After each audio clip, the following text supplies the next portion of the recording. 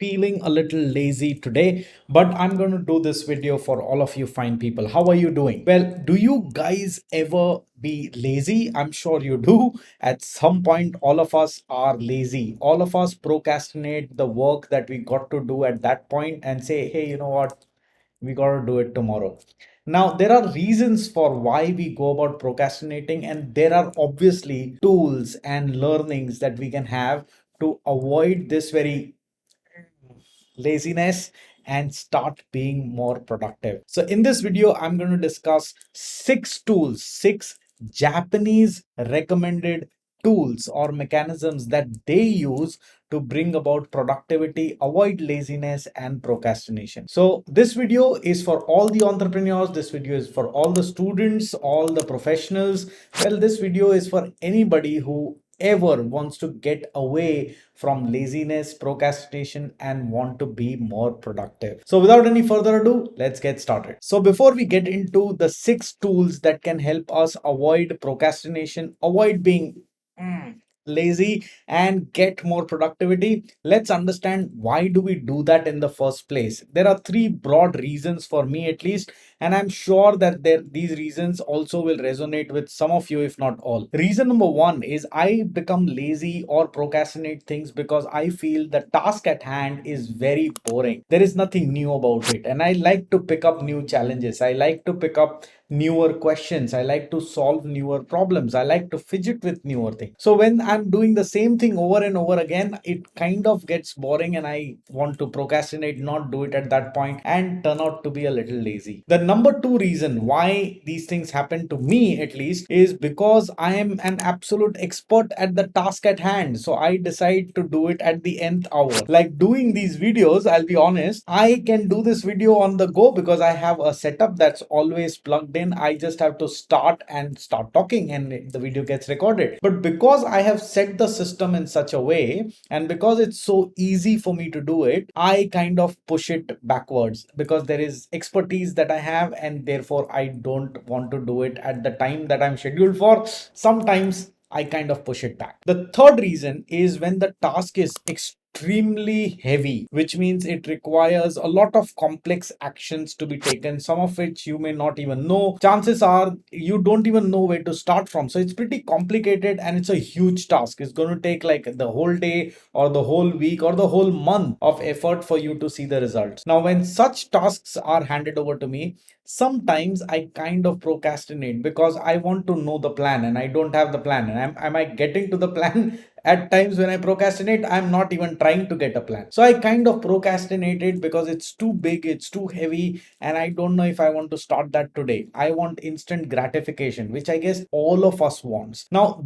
it's very important to understand these three broad reasons. Some of you may describe these reasons in a slightly different way, but these broadly are the reasons for why we delay things, why we become lazy and not action stuff. It's important to understand this because the tools that I'm going to talk about are tools that can exactly help us out of these very reasons. So let's jump into the tool number one. Now, this tool number one is called Ikigai. Ikigai is a Japanese framework. It says four things. It says figure out what is it that you love. Figure out what is it that the people around you need. Figure out what is it that you can do exceptionally well, and figure out what is it that people are willing to pay for. So when you draw up all of these lists, you are then supposed to find out what's the common thing, as in a thing that you love doing, you can do very well, people need it and they're willing to pay for it, and start focusing on doing that. If you are able to figure out your ikigai, you will never ever be in the area where in the time spot where you don't want to do that thing. Like if you ask me, my ikigai is consulting. I love consulting. I love solving problems, business problems. So when those problems come to me, I can do it with a lot of curiosity, with a lot of love and passion. I love doing that. That's my ikigai.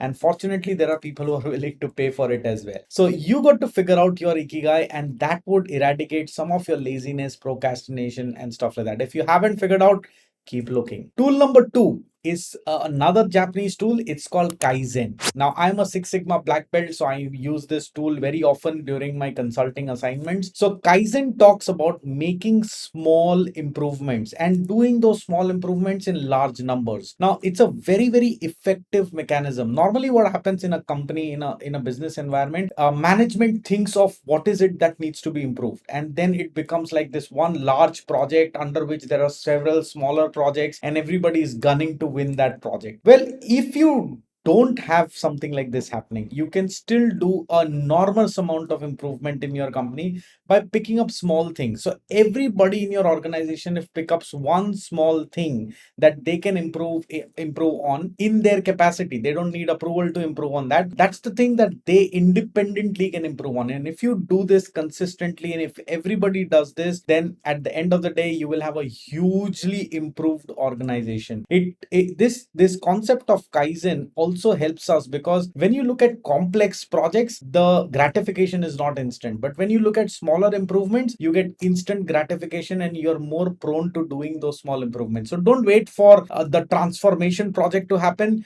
My suggestion is that all of us should pick up small improvements every day, every week, do them, and then pat on your back, award yourself, and be happy. Technique or tool number 3, and that is called Pomodoro. Well, I've made a separate video for that. I'm going to link it somewhere here and in the description box, so you can click on that and have a look at that too. Pomodoro is another Japanese technique, and the technique says that you work for 25 minutes and then you take a break of 5 minutes. You obviously can take longer breaks after you've done this 3 or 4 times. Now, why this technique works is simply because we as human beings are designed to protect ourselves. So our brain is constantly scanning things around with the hope to figure out danger in advance and protect ourselves so that we can live longer. Now, that kind of thing has remained with us even in this modern era. So our brain is designed to get distracted. Very surprising, right? Now, if you do not allow your brain to scan things, then it's going to be difficult. It's not going to happen, and therefore you end up having low efficiency. What Pomodoro technique does, it gives you 25 minutes of very, very focused work with a bait of that 5-minute distraction. It allows you by that distraction by design, and that makes it possible for you to be far more productive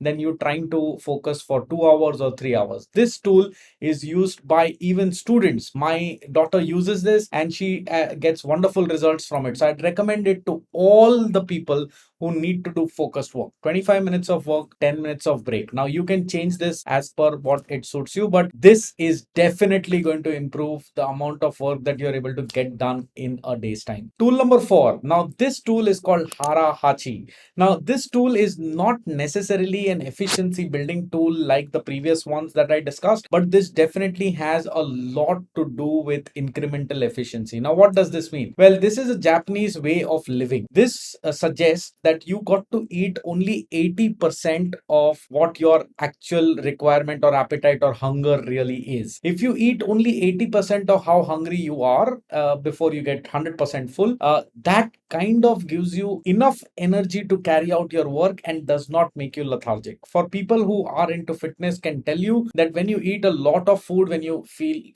yourself like really well, you kind of feel sleepy and lethargic because your body gets into digesting that, and there are fats around, and fat makes you sleep. I'm no expert at this health, but I have seen this happening with me while I was in my fitness journey. I am still in my fitness journey. So that is what gets avoided. Now, this is no woo-woo science. This is coming from a Japanese territory, which is in the blue zone. For people who don't know what a blue zone is, blue zone on the planet Earth, there are these typical zones which are colored, and the blue zones are the areas where people do not have a lot of diseases. People live very, very long, and this tool is originated, or this practice has been originated from the blue zone of Japan. So they have tried it, tested it, and it works. So all of us must do this. Now, you may ask me a question, Hardik, how do I know that if I'm hungry, I have consumed food to an extent of 80%? Well, for that, what you got to do is you got to take your BMI, basal metabolic index. You can Google this up, BMI, BMR, and that would tell you how much calories you need to intake to live a healthy life. 80% of that calorie intake is what you should consume in your meals. If you're able to do that, then you're going to conserve energy, which you can utilize to be more productive and not end up being lazy,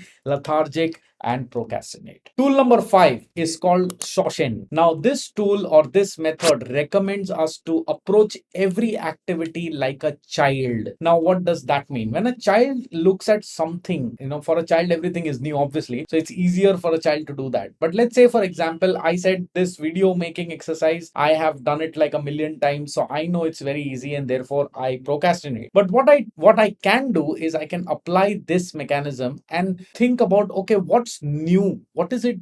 What new I can do in this video that I have never ever attempted in the past? And if I attempt even one of those new things, and I can Google it up and figure out a million new things that I've never ever tried in my videos. If I can figure out one of that new thing, then I get excited. I bring about curiosity and enthusiasm in that activity, which was otherwise a very routine process. And that curiosity in with which if I get into an activity, chances are I am going to do that very, very well. I'm not going to procrastinate because there is something new that is given to me at that point. So what you should do is any activity that you procrastinate, try and figure out what is it that you can do new in that activity. What is it that you haven't ever tried, and try doing that in that activity, and chances are you are not going to procrastinate or be lazy. Tool number 6 is called Wabi Sabi. Now, this is something that I practice a lot and I also tell all my consultants and my clients to do. Typically, this is about accepting imperfection. This is about accepting that sometimes you can never reach that 100% perfection. And therefore, it's important to do things, review it, learn it, improve it. And that's what Wabi Sabi talks about. It says, don't wait for the perfect product to become. Whatever you've become, as long as it's viable, as long as it's not going to do harm to other people, go ahead, put that product on the line, see how people react, take the feedback, and then do improvement, then do Kaizen, and then move back. Of course, this is not something that you can implement in pharmaceutical industry, because there the life is at stake. But in any other area which is not going to be toxic or harmful to other people, you definitely can implement. What I'm trying to tell you is, don't wait for perfection. Start making improvements. If you can't do a software, no problem, start with Excel sheets. You can't do the Excel sheets, no problem, start measuring the registers. If you can't measure everything, no problem, measure something and start getting your efficiency requirements ahead. If you can't do any of this, mention it in the comment box and ask me, and I will tell you what is it that you can start from. But start, and that is how your improvement journey, your growth journey will begin. I hope that all of these 6 tools, you've learned something from these tools, and you will be able to pick something up and implement in your business. This video is never a video which I never want my videos to be a video where I say and you just listen. So if you have 7th, 8th, 9th tools to suggest, please mention it in the comment box. We'll all like to learn from it. And if you like this video, do hit a big fat thumbs up. If you've not subscribed to this channel, it's absolutely free for you. But if you subscribe to this channel and hit the bell icon, I will be motivated to do more videos. So it means a lot to me. So please subscribe to this channel, hit the bell icon, hit the like button. And until we meet next time, forget being lazy, do a lot of work, and all you find people, keep propelling.